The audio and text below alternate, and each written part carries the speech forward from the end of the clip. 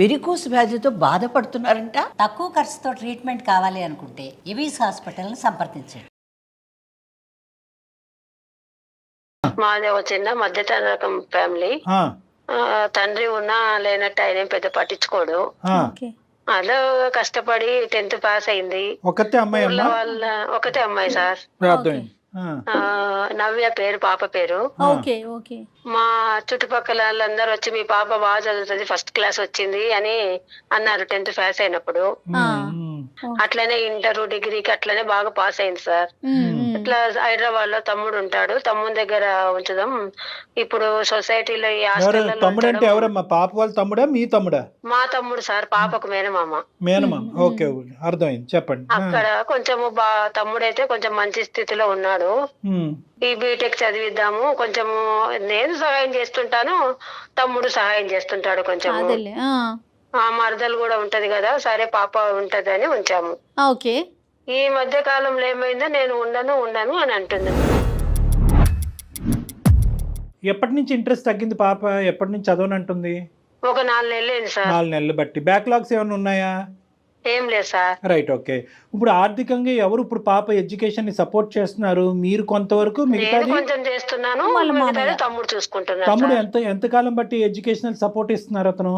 ఈ మధ్య sir BTech లో చేర్చాక అంతవరకు మాత్రం మీరే అంతా చూసుకున్నారు? మేమే ఉన్న దాంట్లో పాపను బాగా చదివించుకొని. తమ్ముడికి ఏమైనా అలవాట్లు అలాంటివి ఏమైనా ఉన్నాయమ్మా? నాకు తెలిసి చిన్నప్పటి నుంచి చూస్తున్నా కదా సార్, ఏం లేదు సార్, మంచోడు మా తమ్ముడు. తమ్ముడు ఇప్పుడు పాపని వాళ్ళ ఇంట్లో పెట్టుకోవటం, లేదంటే మీ మరదలు అవుతుందా ఆవిడకి కూడా ఇంట్రెస్టేనా పాపను అక్కడ పెట్టుకుని చదివించుకోవటం? చెప్పేసి వచ్చాను సార్, ఉంచుకుంటాము అని చెప్పారు. మీరు చెప్పటం కాదండి అమ్మా సునీతమ్మ, మీరు చెప్పటం కాదు. ఆవిడ ఎలాంటి ఆవిడ పాపని ఎలా చూసుకుంటోంది, అలాంటి విషయాల్లో ఏమన్నా మీ పాప ఏమన్నా ఇబ్బంది పడుతోందా అనేది? ఆమె ఏదో మామూలుగా అప్పుడప్పుడు ఎక్కువ పుట్టింటికి పోతుంటది మేడం, అదేందో మరి నాకు సరిగ్గా అర్థం కావటం లేదు. పుట్టింటికి పోతుండు, సరే. వాళ్ళకి పిల్లలు ఉన్నారా? లేరు మేడం. అంటే ఈ మధ్య కాలంలోనే పెళ్లి అయిందమ్మా? ఈ మధ్య కాలంలోనే పెళ్లి సో పాప ఏమంటదమ్మా? అసలు చదువు మీద ఇంట్రెస్ట్ లేదంటదా, లేదంటే మేనమామ దగ్గర ఉండి చదవనంటదా, హాస్టల్లో కూడా ఉన్న చదవనంటదా, ఏమంటది పాప? ఇక్కడ వద్దు, హాస్టల్ అయితే చదువుకుంటాను, లేదంటే నేను చిన్న ఉద్యోగమైనా 5,000 గానీ 10,000 గానీ ఉద్యోగం చేసుకొని బతుకుతాను, నేను ఉండను అని చెప్పేస్తుంది. 4 నెలల నుంచి కాలేజీకే మానేసింది. సరే, తను ఇప్పుడు అక్కడ ఉండనంటోంది, మరి హాస్టల్లోకి షిఫ్ట్ చేస్తే చదువు కొనసాగిద్ది కదా, మరి మీరెందుకు కాదంటున్నారు? భయమైంది కదా మేడం, ఇప్పుడు అందరు ఫ్రెండ్స్ కలిసేది, ఆ బయటికి వెళ్ళిపోతున్నారు, అట్లా అని ఇట్లా అని తిరుగుతున్నారు. ఇప్పుడు అక్కడ ఇట్లా జరుగుతున్నాయి ఘోరాలు, అమ్మాయిల మీద కాదమ్మా, నాకు మీ భాష అర్థం అవుతుంది, మీ మాట, మీ భావము. కానీ నేను అనేది ఏంటంటే అసలుకే మోసం అయింది కదా ఇప్పుడు హాస్టల్, ఇల్లు, అకామిడేషన్ రూమ్ పెట్టడానికి లేదు కదా సార్. తమ్ముడు చూసుకుంటాడు, కొంచెం నేను చూసుకుంటాను, అడ్జస్ట్ పరంగా ఏదో ఒకటి. ఇంపార్టెంట్ అది కాదు సునీతమ్మ, తమ్ముడు ఏమంటాడు? తమ్ముడితో మాట్లాడారా? పాప ఇట్లా అంటోంది ఏంటిరా అనేసి మీ తమ్ముడిని అడిగారా? ఎందుకు లెక్క ఉంటదిలే, అట్లేం లేదు, నేను చెప్తాలే అన్నట్లు అంటాడు. పాప మీకు ఏమన్నా తూచాగా అన్న కొద్ది కారణం ఏమన్నా చెప్పిందమ్మా? అంటే ఏదో చెప్పడానికి అది ఇదే అని అంటది, నాకైతే అర్థం కాలేదు. ఏంటి అది ఇది? మామయ్య వాళ్ళ దగ్గర ఉండాలంటే మా తమ్ముడికి ఏమి ఎందుకు ఉండవు, మంచోడు వాడు, అది ఇది, తండ్రి మేనమామ అంటే తండ్రితో సమానము, ఉండాలి నువ్వు, తండ్రి మంచోడు కాదు కదా, మన పరిస్థితులు ఇట్లా ఉన్నాయి, నువ్వు సర్దుకోకపోతే ఎట్లా, జాబ్ చేసుకుంటా అంటూ బీటెక్ చదివించి నేను ఎంతో అన్ని దానిలో ఫస్ట్ వస్తావు కదా, నువ్వు ఇలా చేస్తే ఎట్లా అని నేనే చెప్తున్నాను. తల్లిగా మీరు సముదాయించవలసిన పద్ధతిలో సముదాయిస్తున్నారు, కానీ ఆ అమ్మాయి లోపల ఉండే సంఘర్షణ ఏంటనేది మీకు అర్థం కావట్లేదు. నాకు తెలియదు సార్ ఏం జరుగుతుందో. ఇప్పుడు ఏంటంటే అమ్మాయికి బహుశా అమ్మాయి పరిస్థితి మింగలేక కక్కలేక ఉన్నట్టుంది. ఫ్రెండ్స్ ఏమన్నా చెప్తున్నారా, ఏమన్నా ఉందా అంటే అట్లా కూడా కాదు అమ్మాయి, నాకు తెలిసినంత వరకు. మీరు జాగ్రత్తగా ఆలోచించవలసింది ఏంటంటే ఇప్పటి వరకు కన్నబిడ్డని ఈ స్థాయి వరకు తీసుకొచ్చారు. దానికి తోడుగా ఏంటంటే ఆ అమ్మాయి ఎప్పుడు కూడా మీకు ఎటువంటి ఛాలెంజ్ క్రియేట్ చేయలేదు, కష్టం క్రియేట్ చేయలేదు. మీరు పెట్టినటువంటి ఖర్చు ప్రతి రూపాయి సార్థకం చేసుకునే విధంగా ఆ అమ్మాయి ఇక్కడి వరకు సక్సెస్ఫుల్ గా వచ్చింది. ఇప్పుడు ఎలా వచ్చిందంటే పరిస్థితి ఫైనాన్సెస్ వర్సెస్ చదివే మానేయటం. అంటే ఎంతవరకు మీరు చేసినటువంటి కష్టం అంతా బూడిదపాలు అయినట్టు. దానికి బదులు ఏంటంటే ఏ అప్పో సప్పో చేసి హాస్టల్లో ఉంచి చదివించడం. సరే, ఇవన్నీ వేరే విషయాలు. ఫస్ట్ ఆ అమ్మాయి మీకు చెప్పుకోలేనటువంటి కారణం ఏంటి, ఆ అమ్మాయి కలిగినటువంటి అంత బాధ ఏంటి, ఏకంగా చదువుకే గుడ్ బై చెప్పే పరిస్థితి ఎందుకు వచ్చింది అనేది మనం ప్రధానంగా కనుక్కోవాలి. ఓసారి మాట్లాడదాం. పాపకి మీరు లైన్ కలపగలుగుతారా? మీరు మాట్లాడుతున్న వ్యక్తి మీ కాల్ ను హోల్డ్ లో ఉంచారు, దయచేసి లైన్ లో వేచి ఉండండి. హలో నవ్య. ఎక్కడున్నావు? నేను బయట ఉన్నామ్మా. ఎట్లా చదువుకుంటున్నావు? ఎట్లా ఉన్నావు ఇప్పుడు? నేను ఎట్లా అంటే ఏదో అలా చేస్తున్నాను. ఎట్లా చదువుతున్నాను అట్లా అంటే చేస్తే ఎట్లమ్మా? ఇంత సేపు చదువుకొని ఇంత కష్టపడి నేను ఇంత పైకి తీసుకొని వచ్చి బీటెక్ వరకు తీసుకొస్తే అట్లా చదువుకుంటున్నా ఇట్లా ఉన్నా అంటావు ఏంటి అసలు? లేదమ్మా. నువ్వు చదువుకోకపోతే ఎట్లమ్మా? మన ప్రాబ్లమ్స్ తీరేది ఎట్లా? మన మధ్యతరగతి బతుకులం మనము. ఏదో ఆసరాగా అవుతామని కదా చదువు నేను గురించి కష్టపడి. మాట్లాడొద్దమ్మా అసలు ప్లీజ్. నాకు అసలు చదువు గురించి అసలు ఆ ట్రాఫిక్ ఎత్తుతు నువ్వు. ఏదో నేను అదేంటి అట్లా అంటున్నావు నవ్య? నేను ఏదో బ్రతుకుతాను, ఎక్కడో ఉంటాను, ఏదో చేస్తాను. అక్కడ ఇక్కడ తీసుకొచ్చిన డబ్బులు అప్పులు ఎట్లా కట్టుకోవాలి?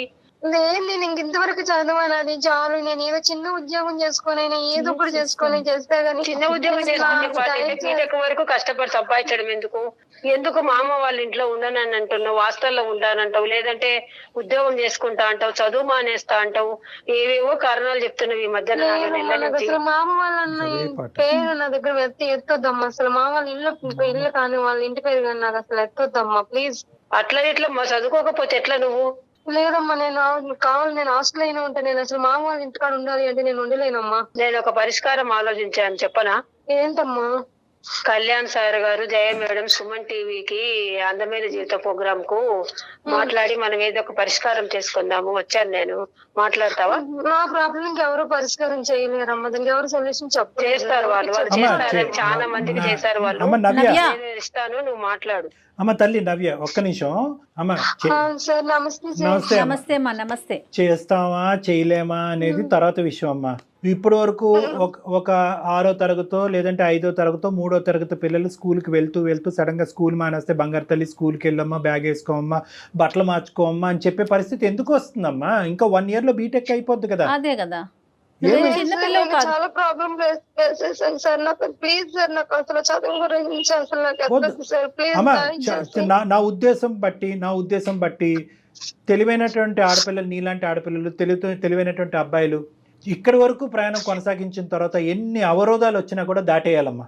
ప్రతి సమస్యకి పరిష్కారం ఉంటది. చదువుల తల్లిని మాత్రం దయచేసి దూరం పెట్టండి. కాదమ్మా, కాదు.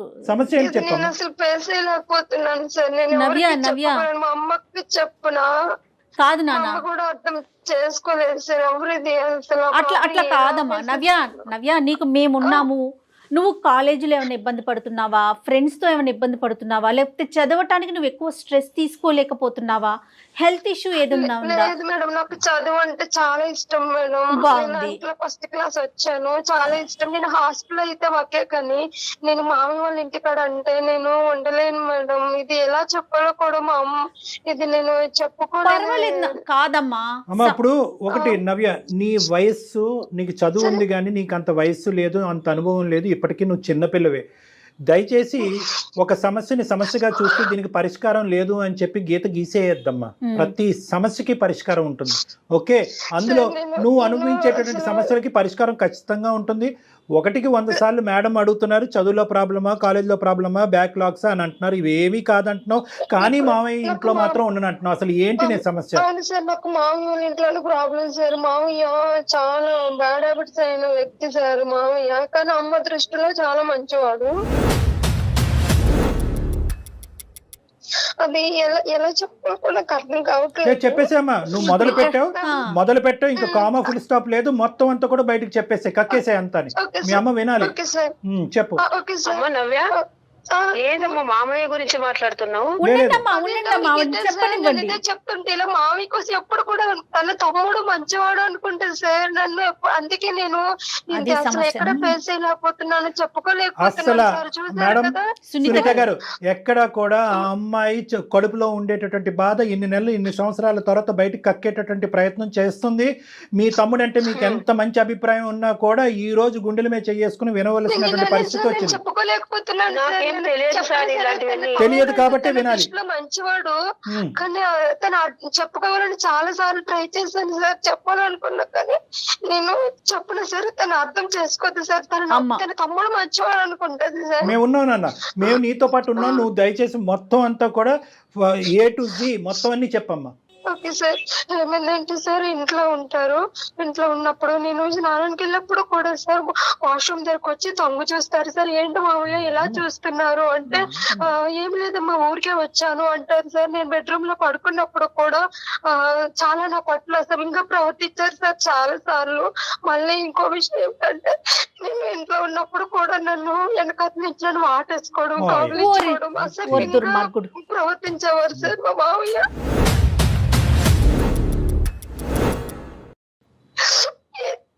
ఊరుకోమా, బాధపడకు. చెప్పాలి ఎలా చెప్పాలి సార్? సునీత గారు ఏంటి మీ అమ్మాయి మంచి కథ అల్లుతుంది అనుకుంటున్నారా?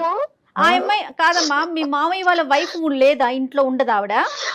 తను కూడా మేము చేస్తారంటే తను కూడా చాలా విజిట్ చేస్తాడు మేడం. పాపం తన అత్తమంటికి వాళ్ళ పుట్టింటి వాళ్ళ ఇంటికి వెళ్ళిపోతే తను ఉన్నా సరే కానీ తన దొంగ చూపులు నా వైపు చాలా అసలు చాలా దరిద్రంగా నా పైన వచ్చి చెయ్యొద్దని టచ్ చేయడము, అట్లా ఇలా చాలా నీచంగా నీచాతి నీచంగా ప్రవర్తిస్తాడు సార్.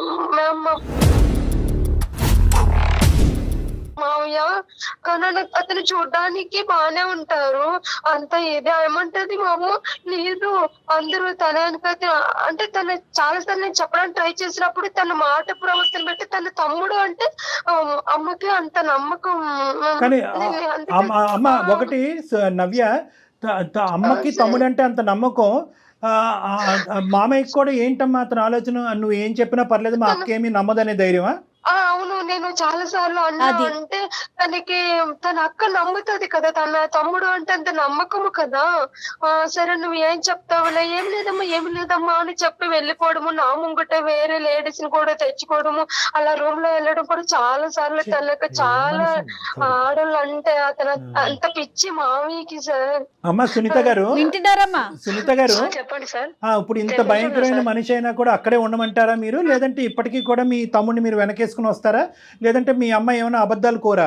అలాంటి తమ్ముడు అని చెప్తే నా కళ్ళకి నీళ్ళు కాదు రక్తం వస్తుంది సార్. తనను అంటే ఫ్యామిలీలోను గొడవలు చిన్నప్పటి నుంచి వాళ్ళు ఒక తల్లికి సంబంధించి ఒక తల్లికి పుట్టి ఉన్నారు. నేను తన బిడ్డగా వెళ్ళి వాళ్ళ రక్త సంబంధ బంధాలని గొడవలు వస్తాయి విడతీయకూడదు మామూలు ఎండేటర్ కూడా చెప్ చూసాను సరే, ట్రై చూసాను, ఎప్పుడు కూడా అమ్మ వినలేదు.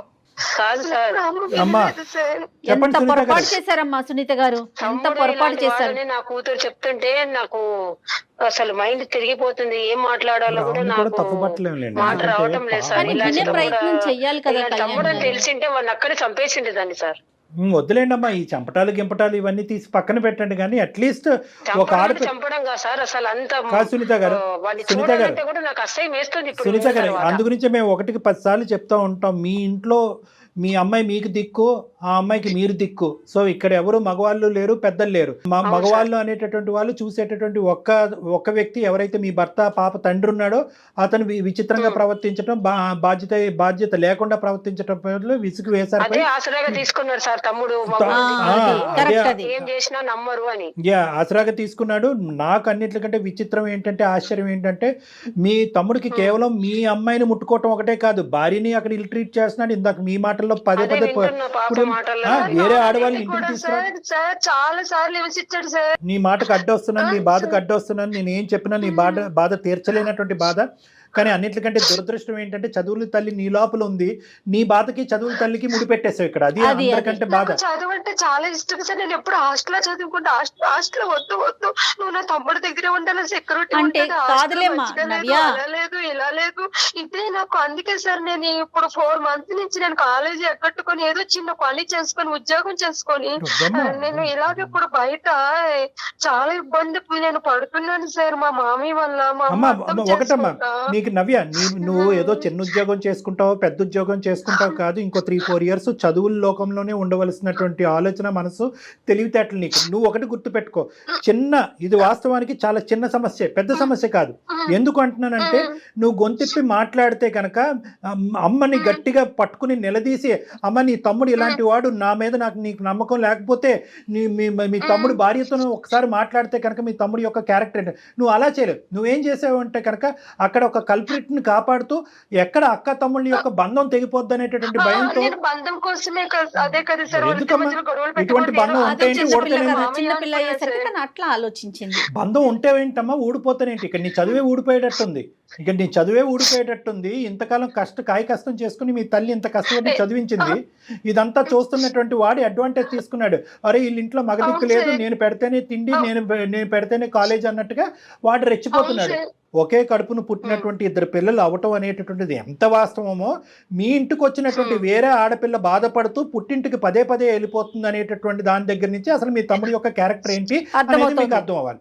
రెండోది ఏంటంటే, వినండి, గమనించలేకపోవటం కాదు, మీ ఇంట్లోంచి వచ్చినటువంటి వాళ్ళు దేవుళ్ళు అని ఊహించుకునే మనస్తత్వం నుంచి దయచేసి మీలాంటి ఆడవాళ్ళు బయటకు రావాలి.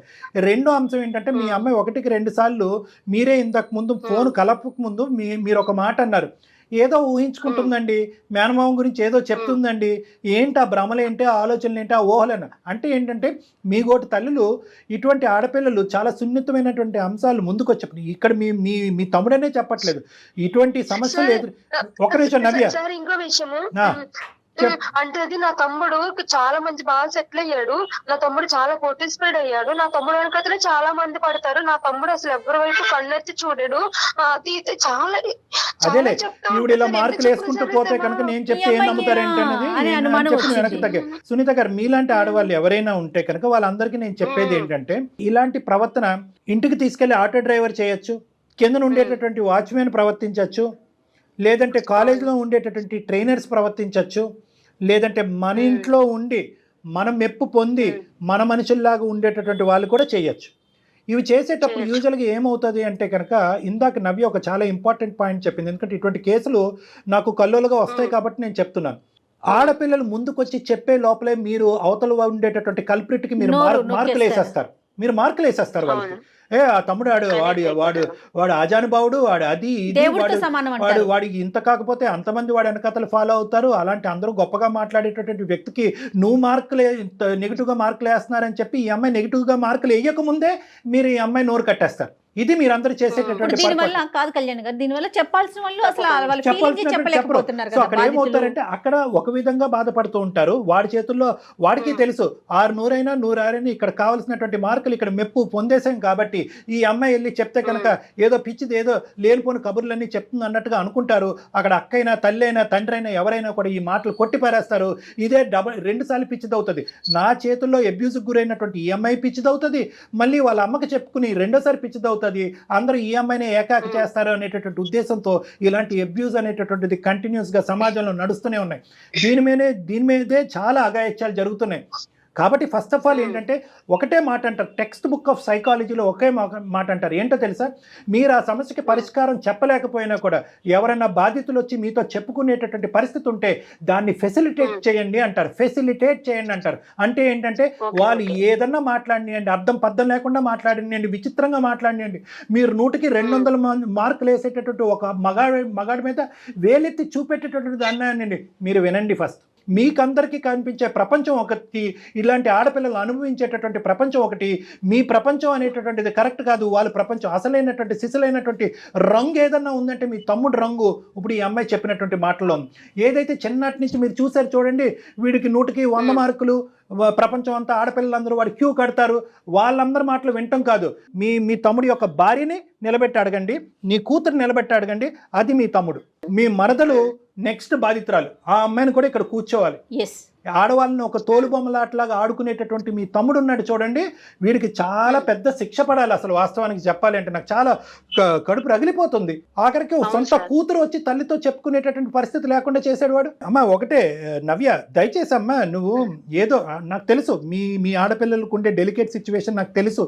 అబ్యూజర్ని కాపాడేటటువంటి మనుషులు 10 మంది ఉంటే కనుక విక్టిమ్ తరపున మాట్లాడేటటువంటి వాళ్ళు ఒక్కరు కూడా ఉంటారు. కర్మ ఇటువంటి ఈ రోజు ఆ సమాజంలో ఉన్నాం మనం. అమ్మ విన్నారా సునీతమ్మ, ఎంత అఘాయిత్యం జరిగేది కాదు. విన్నాం మేడం. ఏం చెప్పాలనుకుంటున్నారు మరి? ఇప్పుడు మైండ్ అంతా ఇదైపోయి అసలు నాకు ప్రాణం ఇదైపోతుంది. భర్త అలాంటి వాడు కాబట్టి నేను ఇలా అయిపోయి, నా జీవితం ఇలా అయిపోయింది, నా బిడ్డలన్నా బాగుండాలి, తండ్రి మేనమామ కదా, తమ్ముడు తమ్ముడి కాలం ఉంచితే నా బిడ్డ జీవితం బాగుపడుతుంది. అదే ఈ మధ్య తరగతి బతుకులు ఇట్లా పులి దగ్గరికి అయిపోయి తీసుకెళ్ళి వదిలేవు. ఇలా ఆలోచించుకున్నాను సార్ నేను. అదేలేండి, పెన్నం మంచి కోయిలో తమ్ముడి వల్లనే పడినట్టు. ఇలాంటి బాగా వస్తుందని కళ్ళలో కూడా ఊహించుకోలేదు నా తమ్ముడు ఇలాంటి వాడని చెప్పేసి. ఫస్ట్ ఆఫ్ ఆల్ ఏంటంటే ఒక తల్లిగా మీ బాధ కూడా నాకు ఇది ఏంటంటే, మీరు ఒక హాస్టల్లో పెట్టామంటే హాస్టల్లో పిల్లల యొక్క సంరక్షణ లేదండి, వాళ్ళు బయటకు పోతారు, మగవాళ్ళు వాళ్ళతో విచిత్రంగా ప్రవర్తిస్తారు అనేటటువంటి మీరు ఈరోజు పులిబోన్లోకి తోశారు మీ అమ్మాయిని. అవును సరే, ఇవన్నీ నవ్య ఒక్కటమ్మా, అంటే నువ్వు మాకు చెప్పినంత వరకేనా, ఇంకా ఏమైనా జరిగినాయి అమ్మా? సార్ నాకు అందుకే భయంకరంగా నా జీవితాన్ని నా ఇంటి చేతుల్లో బలైపోయేటట్టుంది. మావి నన్ను ఇంకా వదిలిపెట్టేటట్లు లేరని సరే నేను ఇంకా మావి ఇంట్లో నుంచి బయటకు వచ్చాను. తొందరగా బయటకు వచ్చావు. ఊరుకున్నాడమ్మా, అతనేం చేయలేదా? ఒకటే టార్చర్, నువ్వు మావి దగ్గర ఉండాలి కానీ నువ్వు అక్కడ ఉండి చదివి. అందుకే నాకు చదువు అంటే నాకు చాలా ఇష్టం సార్, కానీ ఇంక ఇంట్రెస్ట్ పోయింది. అందుకే కదా సార్ వాడు నన్ను అడుగుతున్నాడు సార్, ఏమని? ఎందుకు పాప రావటం లేదు, ఎందుకు వస్తలేదు, ఎందుకని ఫోన్ చేసి నన్ను సతాయిస్తున్నాడు. కాదు, వాడికి ఇంకొక దుర్మార్గమైన ప్లాన్ ఉంటుంది. బ్రేకింగ్ న్యూస్ నేను చెప్తున్నాను వినండి. పదే పదే మీ ఆ అమ్మాయిని కొట్టి ఇంట్లోంచి బయట పంపించేస్తున్నాడు అంటే కనుక ఇల్లుని ఖాళీ చేస్తున్నాడు వాడు కావాలని. ఇల్లుని ఖాళీ చేసి నవ్యని లూప్లోకి లాగుతున్నాడు వాడు. ఫైనల్ గా వాడు ఐడియా ఏంటంటే అక్కడ తెగదెంపులు చేస్తాడు, అక్కడ విడాకులు చేస్తాడు, అక్క నీ కూతురు నేను చేసుకుంటాను అంటాడేమో కూడా. అవును, నేను ఆ మాయలోనే ఉన్నా కాబట్టి నటిస్తాడు కూడా వాడు. మరి అమ్మ, ఇప్పుడు మీరు చేయవలసింది ఏంటంటే, ఇప్పుడు ఇక్కడ పెద్ద పాత్ర మీకు ఉంది మేడం సునీత గారు, చాలా పెద్ద పాత్ర ఉంది. కుటుంబపరమైన పాత్ర ఉంది, ఒక తల్లి పాత్ర ఉంది, ఒక అక్క పాత్ర ఉంది, సామాజిక పరమైనటువంటి చాలా ముఖ్యమైనటువంటి పాత్ర ఉంది. ఎందుకంటే వీడికి ఇక్కడ ఫుల్ స్టాప్ పెట్టకపోతే కనుక వీడు ఇంక ఇలాగే కంటిన్యూ అవుతాడు, చాలా మంది జీవితాలతో ఆడుకునేటటువంటి ప్రమాదం ఉంది. కాబట్టి మీతో పాటు మేము ప్రయాణం చేయడానికి రెడీగా ఉన్నాను. వినండి ఒక్క నిమిషం. మీ మరదల తరపున ఇప్పుడు ఫస్ట్ టైం మిమ్మల్ని మా తరపున సుమన్ టీవీ అందమైన జీవితం తరపున మేము మిమ్మల్ని రిక్వెస్ట్ చేస్తున్నాము, మీరు మీ మరదల తరపున నిలబెట్టడానికి ట్రై చేయండి. మీ మరదల తరపున నిలబెట్టడానికి ట్రై చేయండి. ఇప్పుడు వరకు మీరు ఏమన్నారు, అక్కడ ఏం గొడవ జరుగుతుందో నాకేం తెలియదండి, ఊరికే ఆ అమ్మాయి పుట్టింటికి పోతుందంటే అక్కడ ఏం మామూలు విషయం జరగట్లేదు, చాలా భయంకరమైనటువంటి అరాచకాలు జరుగుతున్నాయి. ఆ అమ్మాయి ఎన్నో తన కళ్ళ ద్వారా చూసుంటది. ఇన్ఫాక్ట్ నీ కూతురికి సమస్య కూడా ఆ అమ్మాయి కళ్ళతో చూసి అటు మాట్లాడలేక ఇట్లు మాట్లాడలేక ఇంట్లో కళ్ళు మూసుకుని కూర్చోలేక ఇంట్లోంచి పారిపోతుంది. కాబట్టి మీ మరదల తరపున నిలబడండి. ఆ అమ్మాయి వీడికి విడాకులు ఇవ్వటం కాదు, మీరు కూడా ఇలాంటి దుర్మార్గుడితో తెగదెంపులు చేసుకోండి. బహుశా వీడికి ఇంకా ఏమైనా ఇలాంటి అరాచకాలు ఉంటే కనుక వాడితో మేము ఫోన్లో మాట్లాడి నిలదీసేటటువంటి ప్రయత్నం చేస్తాం. కావాలంటే ఇక్కడికే పిలిపిస్తాం. ఒకప్పుడు వాడు ఏమైనా తప్పు చేశాడు, దీనికి మించినటువంటి తప్పులు చేశాడు, ఇది కూడా తప్పే, దీన్ని క్షమించడానికి లేదు. ఇది అబ్యూస్ కింద వస్తుంది, సెక్షువల్ అబ్యూస్ కింద వస్తుంది, ఇది చట్టరీత్యా నేరం, దీనికి కూడా వాడు శిక్ష పడాలి. ఈ శిక్ష పడేటటువంటి క్రమంలో నా తమ్ముడు నా తండ్రి అన్నట్టు మాత్రం మీరు కాపాడకూడదు వాడిని. 10 మంది జనాలు ఉయ్యాలి వాడిని, ఆడవాళ్ళందరూ ఉయ్యాలి వాడిని. మీరు మాకు సపోర్ట్ ఇస్తే కనుక మీతో పాటు మేము ఉంటాం. నవ్య కూడా సాక్ష్యం చెప్పడానికి తన ఫుల్ సపోర్ట్ ఇస్తున్నాను సార్. అయితే ఈ సందర్భంగా ఇంకొక విషయం తల్లి సునీతమ్మ, ఇప్పుడు పాప అక్కడ ఉండనంటుంది కాబట్టి, హాస్టల్లో ఉంటానంటుంది కాబట్టి, ఏమా మీరు ఎంతవరకు సపోర్ట్ చేయగలరో మీరు అంతవరకు చేయండి. మిగతా సహాయం సుమన్ టీవీ తరపున మేము ఉంటాము. ఏమా? సో పాపని అమ్మా నవ్య నీ చదువు అసలు ఆగిపోవటానికే వీల్లేదు తల్లి. అమ్మ రెక్కలు ముక్కలు చేసుకొని నిన్ను ఇక్కడ దాకా తీసుకొచ్చింది. నువ్వు నీ బీటెక్ ని కంప్లీట్ చేసి మంచిగా మంచి జాబ్ తెచ్చుకొని సెటిల్ అవ్వు. వాళ్ళ అమ్మగారు వచ్చారు కాబట్టి సరిపోతుంది. నేను ఇదే మాట పదే పదే చెప్తున్నానండి. రాకపోతే ఆ పిల్ల పరిస్థితి ఏంటి, తన జీవితం ఏంటి? మన దాకా వచ్చింది కాబట్టి మీరు ఒక సలహా ఇచ్చారు. నవ్య ధైర్యంగా ఉండాలి. ఓకే ఓకే అమ్మా. సునీతమ్మ చెప్పండి, జాగ్రత్తగా ధైర్యంగా ఉండండి. తర్వాత ఏం చేద్దాం అనేది డాక్టర్ గారు మళ్ళీ మాట్లాడతారు, మీతో మాట్లాడతాను. అసలు దాన్ని బట్టి ముందుకెళ్దాం. ఇమీడియట్ గా మీ అమ్మాయిని మీ దగ్గరికి రప్పించుకోండి, ఆ అమ్మాయిని ఓదార్చండి.